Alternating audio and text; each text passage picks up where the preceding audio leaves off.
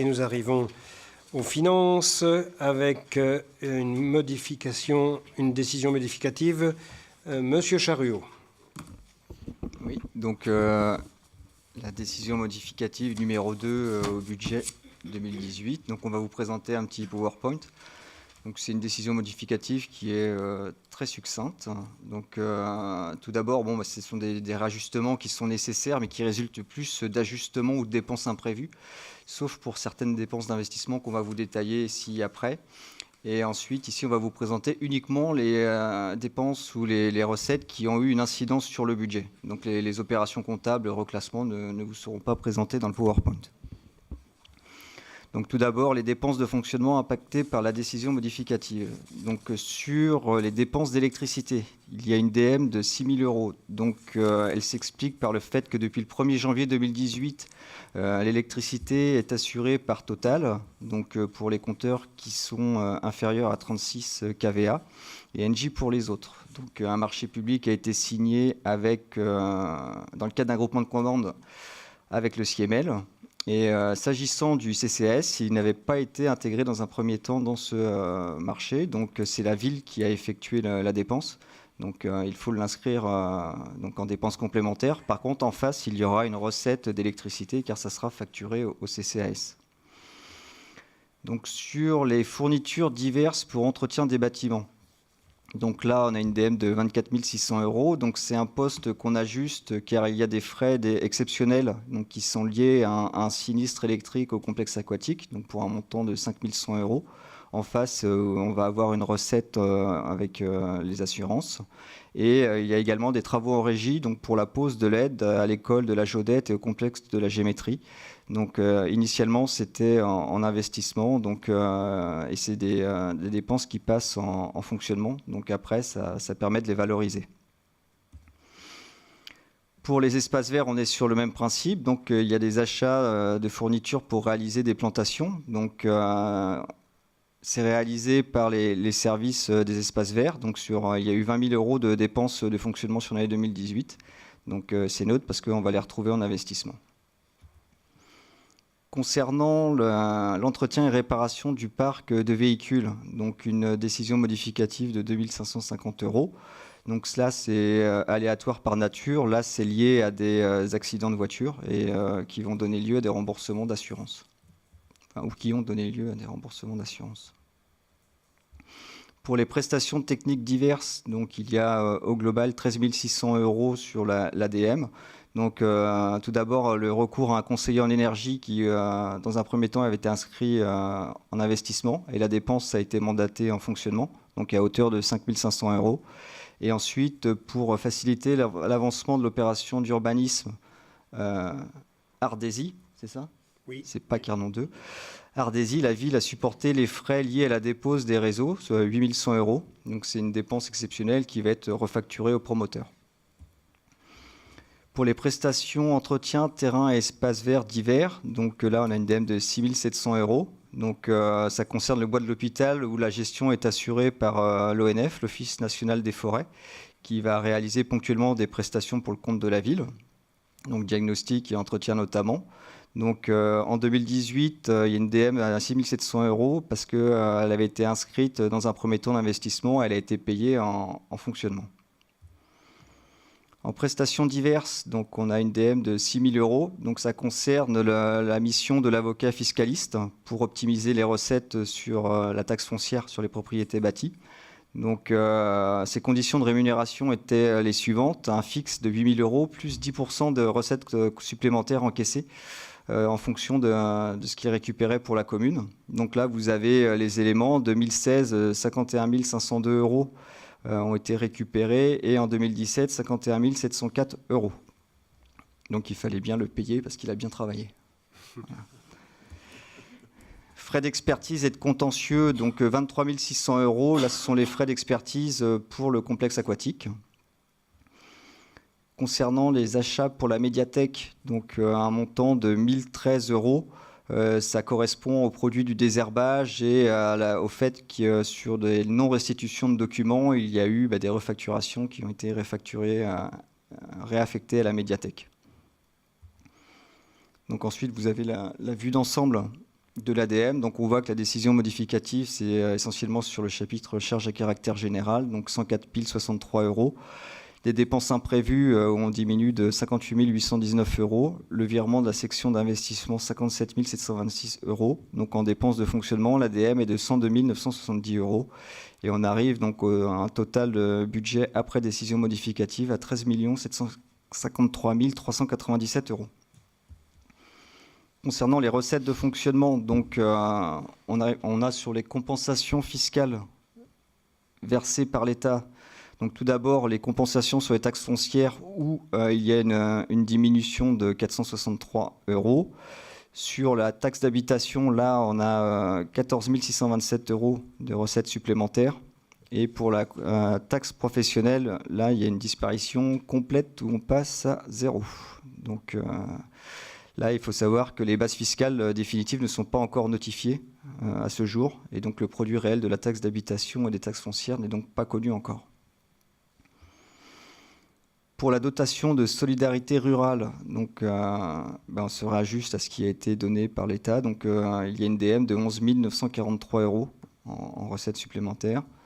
En produits exceptionnels, donc, on retrouve les éléments qui ont été décrits plus haut en dépenses. Donc, sur le sinistre électrique complexe aquatique, 5 100 euros.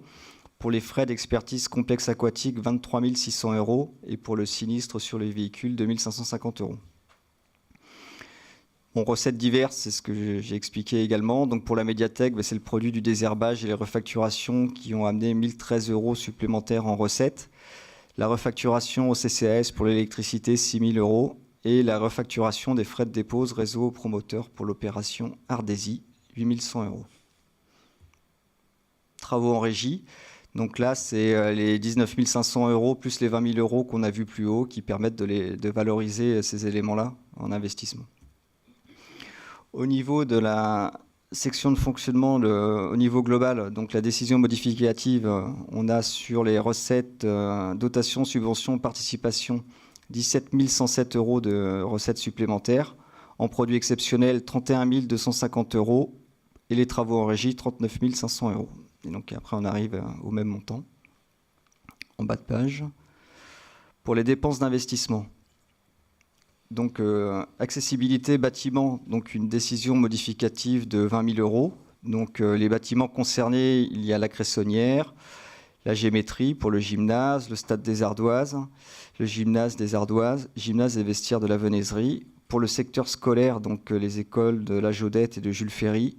Pour le secteur culturel, l'école de musique, le THV, les jardins de la Ranlou pour la partie études, la danse Jules Ferry pour la partie études également, et en divers, l'église, la maison de quartier de la Paperie et le cimetière. Donc pour les études également. Donc là, pour l'instant, au niveau de l'ADM, on est sur des estimations que les travaux sont toujours en cours. Donc ça, c'était une remarque de M. Groslot, parce qu'on trouvait que c'était très bien réalisé au niveau du budget, et il nous a rappelé à l'ordre lors du conseil privé, en disant qu'il fallait quand même toujours être prudent et attendre que les travaux soient complètement terminés. Il ne faut pas être optimiste avec M. Groslot. Donc, pour les travaux du THV, on avait inscrit au BP, en comptant les reports 2017, 289 992 euros. L'ADM est de 42 000 euros. Donc, ce qui fait un budget après ADM de 331 992 euros. Donc, ça correspond à un ajustement suite à l'ouverture des plis pour les marchés publics et à des avenants pour 8 400 euros. Concernant les travaux à l'annexe du village Pierre Rabhi, donc l'ADM est de 30 000 euros. Donc là, c'est un ajustement suite à l'ouverture des plis, donc des marchés publics. Pour les travaux à Planète Enfant, donc l'ADM est de 2 000 euros. Donc là, c'est pour divers ajustements. C'était sur cette ligne-là, on s'était félicité quand même d'une très bonne réalisation, et en fait, on n'a pas le droit de se féliciter. Donc on va attendre. Pour la maison de l'enfance, la décision modificative, c'est 6 676 euros. Donc là, ça correspond à une taxe d'aménagement que la commune doit payer, mais qui va quand même percevoir à peu près 87% de ce qu'elle va payer, ce qu'elle retouche de l'autre côté. Et les études aménagement, donc ça, c'est le lancement d'un plan guide sur l'entrée de ville secteur ouest. Donc l'ADM est de 40 000 euros pour arriver à un budget après DM de 60 000 euros. Le parking Pierre-Audoui, donc c'est le lancement d'une étude préalable pour la réalisation du parking et arriver à un niveau avant-projet définitif. Donc là, l'ADM est de 10 000 euros et on arrive à un budget après DM de 15 000 euros. Et on achète 2 tondeuses suite à des vols, donc pour un montant de 4 152 euros. Pour les dépenses d'investissement minorées ou reclassées. Donc la prestation conseil en énergie, c'est ce qu'on a vu tout à l'heure. Donc il y avait inscrit 5 500 euros, il n'y en a plus. Et c'est identique pour la prestation de l'Office national des forêts pour le bois de l'hôpital. Et il y a également pour les travaux réalisés en régie, donc 39 500 euros, donc moins 39 500 euros. Une vue d'ensemble, donc pour la section d'investissement. Donc la décision modificative, c'est au global 112 628 euros sur l'investissement. Donc on arrive à un budget après DM à 6 182 201 euros. Les recettes d'investissement, donc au BP étaient inscrits 192 000 euros qui était la vente pour la construction des logements Ardésie. On rajoute 54 902 euros, donc ça correspond à la cession du terrain pour la station de lavage Super U et également le remboursement de vol tondeuse par les assurances, donc à 4 152 euros. En vue d'ensemble, en recettes d'investissement, on voit la décision modificative à 112 628 euros et toujours le budget après DM à 6 182 201 euros. Ensuite, alors, on arrive au bout de la décision modificative pour la ville. Soit on enchaîne avec le THV. On va peut-être se poser là. Y a-t-il des questions? Monsieur Daniel, il y en a d'autres? Non, que Monsieur Daniel. Apparemment, il n'y a que moi. Mais que notre groupe, c'est pas comme moi. Donc, déjà, il semblerait que les dépenses de fonctionnement sur 2018 soient pratiquement toutes réalisées cette année, puisque en différentes commissions, on nous a évoqué des taux de réalisation entre 95 et 98%. Donc, on peut dire que c'est une bonne chose. Gageons que ça soit la même chose au niveau des dépenses d'investissement. Dans la présentation que vous venez de faire, il y a une question qui me vient à l'esprit, c'est sur les réaffectations, ou comment vous appelez ça, des dépenses qui étaient mises en dépenses d'investissement et qui sont mises maintenant en dépenses de fonctionnement. Il y en a pour 39 500 euros, je crois, d'après ce que j'ai cru me rappeler. Du coup, ça veut dire que ça ne sera pas des dépenses d'investissement et derrière, on n'aura pas de recettes de FCTVA éventuellement, puisque c'était inscrit en dépenses d'investissement. Donc, juste apporter une petite précision sur ça. Et donc notre éternel dada qui est toujours les dépenses imprévues. Donc on voit aujourd'hui que 58 000 euros vont être réutilisés. Donc il reste un peu plus de 200 000 euros qui sont dans le BP et qui ne seront pas forcément utilisés tout de suite puisque c'est des dépenses imprévues. On trouve dommage que ce soit inscrit de ce montant-là. Peut-être il serait intéressant de baisser ce montant pour qu'on puisse faire en contrepartie des investissements dans des secteurs qui en ont besoin et qui pour satisfaire certains usagers. Donc il y a différents endroits, parce que derrière, on ne contente pas, on reporte certains projets, alors qu'ils auraient pu être réalisés grâce à ces dépenses d'investissement, imprévues, pardon. Donc voilà notre remarque. Et comme nous étions abstenus, nous allons nous abstenir sur cette délibération.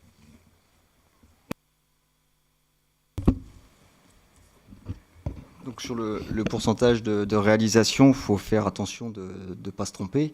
Le pourcentage est très bon, mais comme ça avait été très bien expliqué par M. Lefebvre l'année dernière, ce n'est pas forcément non plus bon signe. Ça veut dire qu'au niveau des pistes d'économie ou des économies qui peuvent être réalisées sur les budgets, on est vraiment au minimum. Donc c'est ça aussi qui permet d'augmenter le virement que vous pouvez effectuer d'une année sur l'autre à l'année d'après. Donc si vous réalisez à 100%, il n'y a plus rien qui passe de l'autre côté après, au bout d'un moment, et ça ne sera jamais réalisé à 100%. Donc je pense que vous allez nous reposer la question tous les ans. ça c'est sûr. Pour les travaux en régie, en fait, ce qui est écrit, l'idée, c'est justement de valoriser les travaux en régie pour pouvoir toucher du FCTVA. C'est-à-dire que ce qui est payé là, c'est les dépenses, les plantes ou vraiment le matériel ou les LED pour l'autre partie. Donc pour pouvoir le rebasculer en investissement, c'est un mécanisme d'ordre comptable. Là, si on peut faire intervenir M. Groslo, si vous voulez du détail, mais qui permet de valoriser ces travaux et justement de pouvoir percevoir le FCTVA. Et ensuite, sur les dépenses imprévues, donc on ne sera jamais d'accord, mais ce n'est pas grave, hein, c'est la démocratie. L'idée, c'est que de toute façon, on n'est pas à l'abri d'avoir un risque sur l'année. Notamment, là, on voit qu'il y avait une dépense qui n'avait pas forcément été envisagée, qui était la taillanderie, qui n'est pas passée sur les dépenses imprévues, qu'aurait pu, et auquel cas, ça n'aurait pas suffi. Donc on voit que ce n'est pas non plus aberrant d'avoir une ligne dépenses imprévues de ce montant-là. On l'a déjà baissé de 100 000 euros l'année dernière. Je pense qu'on arrive quand même à un montant raisonnable qui permet, s'il y avait besoin de remettre au bout, de pas non plus avoir à trop mettre. Parce que on revient aussi à l'origine, c'est-à-dire que quand on vote le budget, on n'a plus de réserve, il n'y a pas de BM derrière. Donc on le fait au niveau du compte administratif et donc du budget primitif. Donc il faut qu'on se prévoie quand même une marge de sécurité au cas il y a quelque chose qui se passe mal sur le budget, ce qui peut arriver, on l'a vu. J'espère avoir répondu à vos questions. Bien. Dans l'ensemble des projets, puisque vous parlez de projets, c'est peut-être vos projets, mais les nôtres ont été établis en 2018. Donc la liste des projets, on essaie déjà de réaliser celle-ci, au mieux et au plus. On verra tout à l'heure dans les décisions, dans les arrêtés du maire, ce qui a été fait. Mais il est certain que déjà, on a une belle liste de projets que l'on avait arrêtés au niveau de mars 2018. Essayons déjà de réaliser ceci. Une petite surprise aussi un peu négative, c'est l'ouverture des plis aussi. Faire attention, vous avez vu que les chantiers coûtent un peu plus cher depuis quelques mois. Ça, il faut y faire très attention. Je passe au vote. Qui est contre? Qui s'abstient? Alors, 1, 2, 3, 4, 5, 6, 7, 8 abstentions. 21 pour. Pardon? Il avait une remarque. Monsieur Daniel? C'était juste pour faire une petite précision. Alors évidemment, sur les dépenses imprévues, on ne dit pas qu'il faut mettre forcément 0. C'est juste que la somme elle peut être un peu moindre. C'est 100 000 euros ou 150 000 euros, à voir. Mais quand vous évoquez, monsieur le maire, les projets de votre équipe, ça, il n'y a pas de sujet. Hein, vous avez la possibilité, c'est votre droit de faire les projets que vous voulez. Sauf que quand on fait des visites, je vais prendre un secteur précis. Je ne dis pas qu'il faut favoriser ce secteur-là qu'un autre, hein, mais c'est juste pour donner un exemple. Quand on va sur un secteur et qu'on annonce qu'on peut, sur le BP 2018, investir sur un sol de salle, et qu'au final, le bureau municipal décide de ne pas l'investir sur le BP 2018, on s'aperçoit qu'à la fin de l'année 2018, on aurait pu le réaliser. Donc c'est ça que je dis, c'est juste ça. Parce que ce sol, il va falloir le reporter, puisque c'est une demande qui est récurrente et qui est toujours à la demande des usagers. Oui. Et du coup, on va être amené peut-être à l'inscrire au BP 2019 ou 2020 en fonction de ce que vous déciderez. Mais je trouve dommage, le fait d'avoir mis ces dépenses imprévues à ce montant-là, on l'aurait mis 100 000 euros plus bas, on aurait pu réaliser éventuellement. Et ça n'aurait pas empêché et gagé votre budget. Madame Tinchon. Je vais refaire la même remarque qu'on avait fait au moment du vote du budget. Si on a décidé de différer cette dépense, ce n'est pas uniquement pour des raisons de capacité budgétaire, c'est aussi des raisons de capacité de suivi de chantier par notre personnel. Et qu'effectivement, ils ont déjà été bien au taquet là, pendant toute l'année. Si on arrive à ce niveau de réalisation, c'est grâce à nos services aussi. Et qu'on ne peut pas en faire plus. Enfin, après, on déstructure complètement l'organisation des services municipaux aussi. Donc c'était aussi la capacité à enclencher et à suivre ces chantiers-là qui nous avait fait reporter ce chantier en l'occurrence. Madame Tinchon m'a devancé. J'allais faire la même remarque. Évidemment, en effet, il faut suivre. S'il y avait un domaine qui pourrait aussi être étudié, c'est la voirie. Mais c'est exactement le même problème. il faut que nos services suivent. Déjà, la rue de la Taillanderie, c'était un monstre au niveau du chantier et il a fallu énormément d'énergie. On y a fait face. Je pense que la réalisation est tout à fait correcte. On arrive à avoir un beau rendu, mais pensez qu'il n'y a pas que des élus. Les élus ne peuvent travailler et avoir des projets qu'avec des services.